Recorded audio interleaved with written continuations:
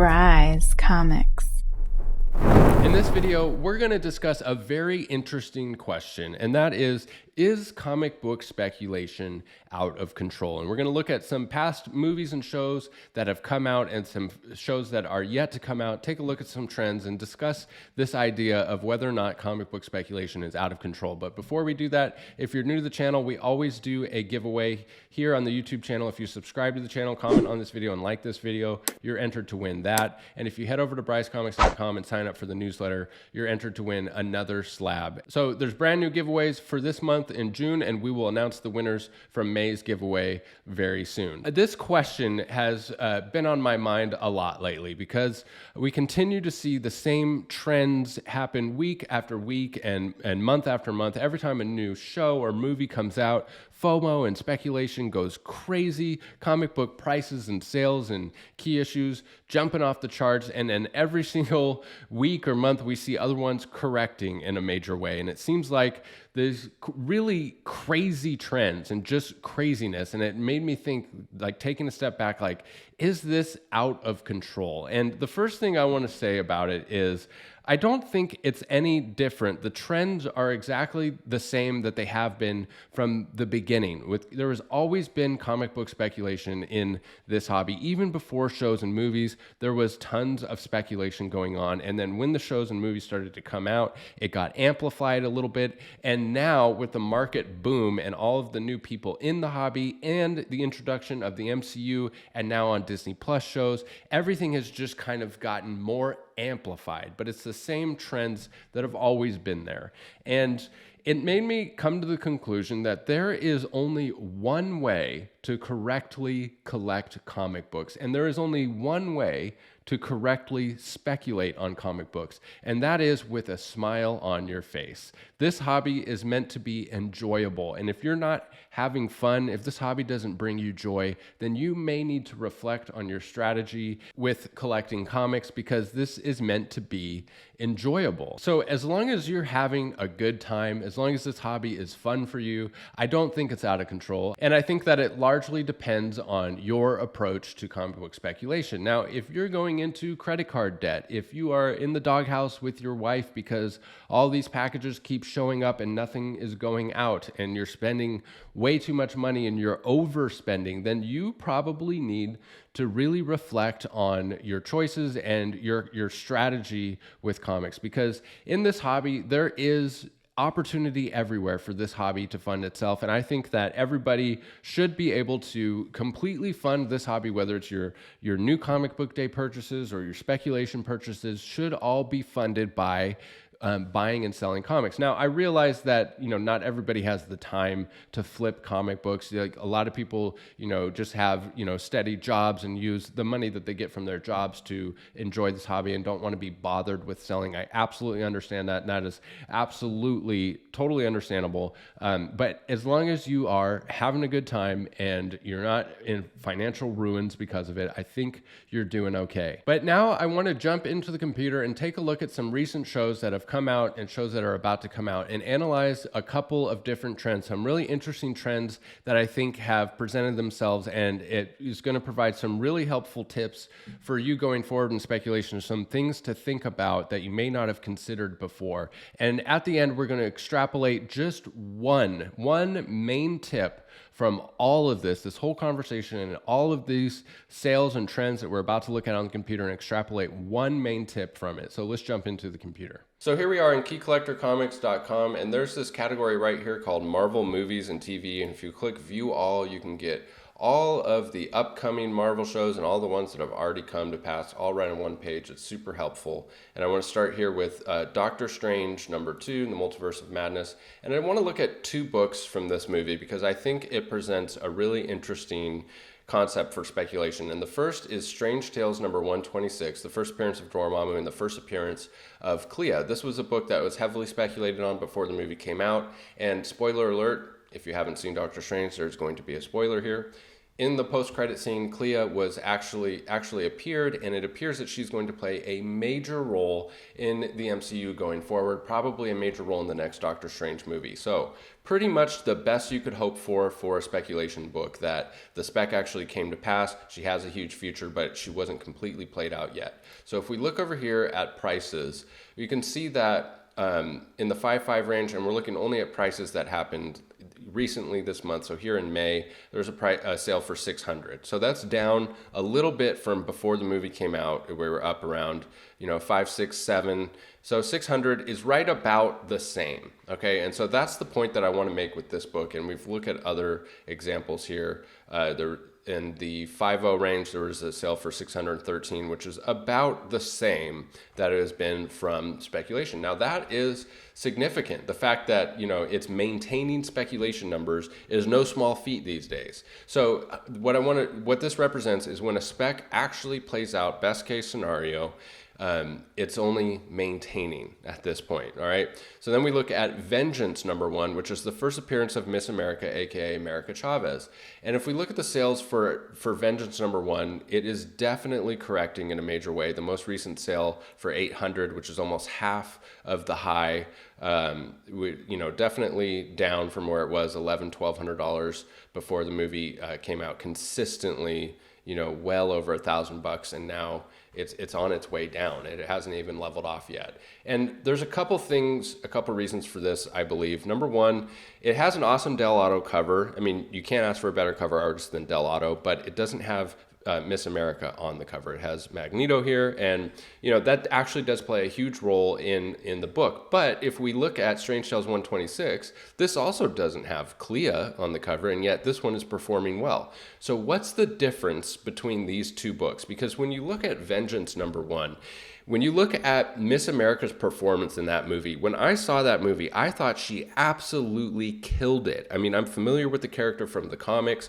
I know that she is a teenage homosexual person of color, right? I knew that going into it because I read the comics, and Kevin Feige went on record to say that she is going to stay true to the character in the movie. So we knew that she was going to be a teenage homosexual person of color in the movie.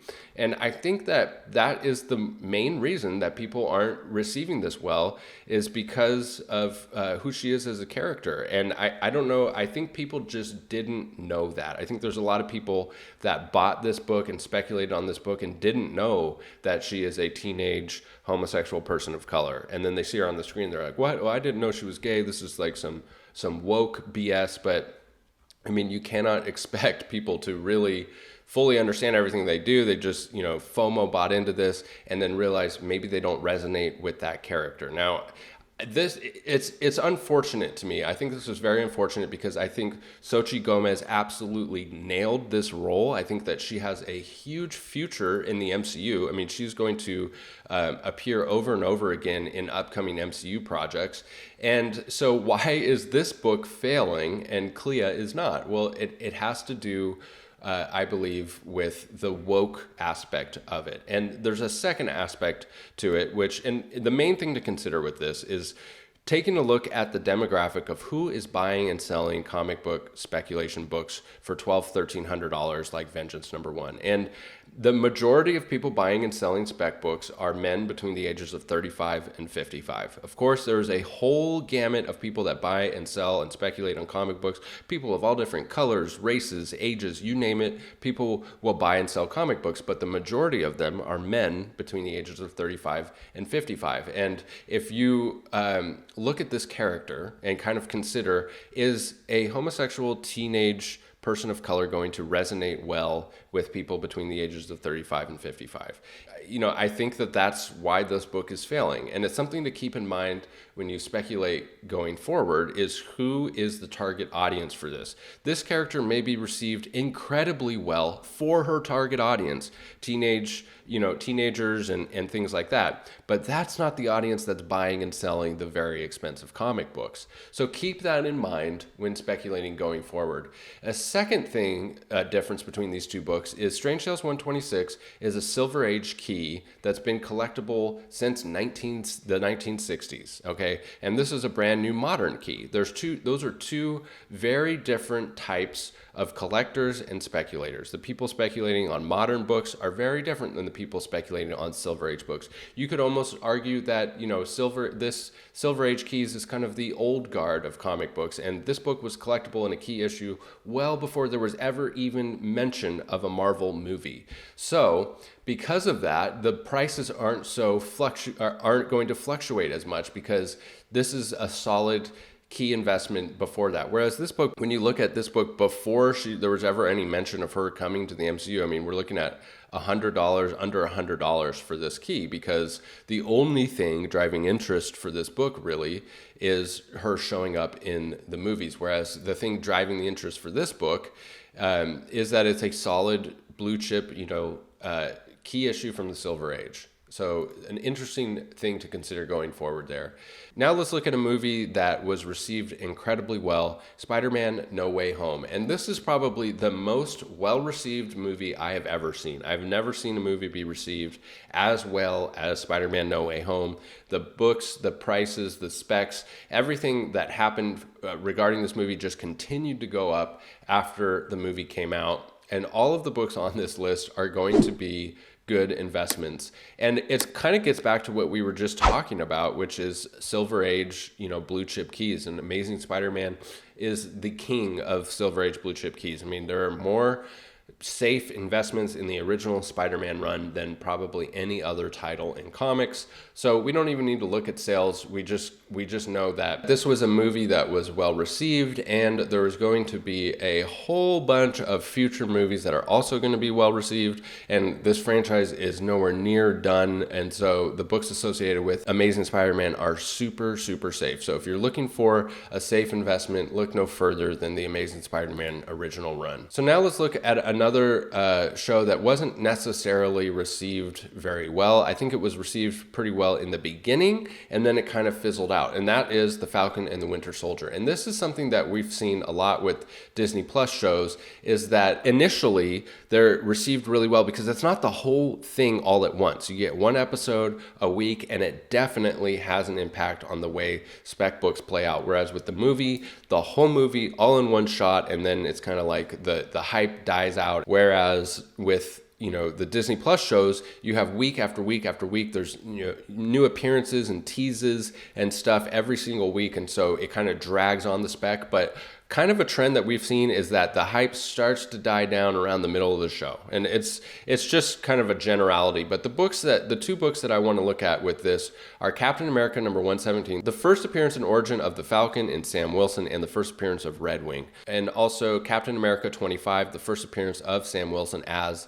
Captain America. So if we look at GPA here, for Captain America number 117, the first appearance of Sam Wilson, and we look at some sales that were recent just this month, you can see that this book has, had a major correction. I think that it is leveling off at this point. I don't think that it's going to go down any further, but you can see it's almost down from 3,300 in the 9.0 as a high to the most recent sale being 1,600, so about half. And if we look at Captain America number 25, this book peaked for $660, and we are back down to recent sales. You can get 2 copies here sold for $100, $150. I saw one on Instagram for $100, and I almost bought it, except I already have like half of a box full of these books, because I do think that this book is going to bounce back, but just consistently around the $150 range for this book, which is crazy to me because there's a new Captain America movie scheduled, and it's already confirmed that Sam Wilson is going to be Captain America in that movie, playing the lead role. Like, it's coming again, and yet this book is just so far in the dumpster. And I think there's 2 reasons for that. Number one, the hype has kind of played out, right? It came and it went. There's so many other shows vying for our attention. We're not seeing anything for the next Captain America movie, and it's just not in the news, and therefore the prices are really suffering. And that's a trend that we're going to see over and over again. But the second thing I think that's affecting this is change. And if there's one thing that is abundantly clear in this hobby, it's that we do not like change. I mean, take a look at some of the stuff that's going on with CGC. Anytime they announce a change, a lot of times, rightfully so, they're egregious, outlandish changes. But just change in general is always going to cause resistance. And this is passing the mantle of one of our beloved heroes in Captain America to Sam Wilson. And, you know, that's a change, and people just aren't that excited about it. There's also the diversity aspect playing a role here. I'm not sure how much of a role goes into this for diversity, but change definitely has a big role. And passing a mantle to a new hero, it seems like that's a hard sell. And if we apply this to future shows and stuff that's coming out, one that is really concerning me right now is Wakanda Forever. And we're going to pass the mantle of the Black Panther to another hero. And I'm having a hard time seeing any way that this plays out, that it's well received. That is such a beloved character in T'Challa and Chadwick Boseman. I just don't see this being received well. And it's something to keep in mind when considering, you know, mantles being passed to other characters. How well is that going to be received when you factor in men between the ages of 35 and 55 and people don't like change? Two things to keep in mind when moving forward. All right, now I want to look at a show that hasn't even come out yet, and that is She-Hulk. And if we look at She-Hulk, the only book that I want to look at for this video is Savage She-Hulk #1, the first appearance and origin of She-Hulk, the cousin of Bruce Banner. And you know, if you've been paying attention to the news, you know that so far from the trailers, she hasn't been received that well. And if you go on Instagram and you look at the people that are making memes and posts about them, the vast majority are men between the ages of 35 and 55. For some reason, they're just not resonating with a 7 or 8 foot tall green woman lead role of a woman incredibly powerful and just like standing over and dominating men. And for some reason, that's not resonating well with men. I'm not saying that, you know, all men are bigots, and I'm not saying that, you know, there aren't tolerant men out there, but I think for the most part, men between the ages of 35 and 55 aren't going to resonate well with an overpowering, hulking female. And one of the things, you know, is this scene right here in the trailer where she takes this, you know, already abnormally, you know, like strong man, and she just carries him off to go Hulk smash him in the bedroom. And I don't know, I didn't really enjoy seeing that. I'm not sure exactly what it is about that. I mean, I'm sure there's some people that like were totally into this or whatever, but you know, it has potential to not play out well for the target audience of people that are speculating. But if you look over here, this guy's all about it. Look at the grin on his face, what he's looking at. So anyways, this book is correcting. This book started to correct already before we even got the trailer. I think it just went too high, too fast, you know, peaking up at around $2,000. And now, you know, the more recent sales, we had a couple sales that are in line kind of with high numbers, you know, 2 sales here over $1,000, but there was also a couple around the $800 range. And, you know, up until this point, it was selling consistently around the $1,000, sometimes way over $1,000, you know, leading into this. So it's definitely trending down. And I do see that I do see this book to continue to come down, at least just come back down to earth. I mean, look at to where it was, you know, up until this point. I mean, $300 for 9.8, and then go up to $2,000. I mean, that kind of increase, there's just no way that can be sustained with supply and demand and with the numbers of this book that are out there. This isn't necessarily a rare book by any means. And, you know, another thing to consider with this is we also have the market, the crazy market boom and the market correction. And that's something to consider with all of these books, actually. This is just a crazy hotbed time in comic books, unlike anything in history. I mean, look in history here. I mean, we have blips are going on around these years, but nothing even compares to the chaos that is 2020, 2021, and now 2022. Just everything is so pronounced, whether it's a boom or a correction. And so it's something to consider with all of these books.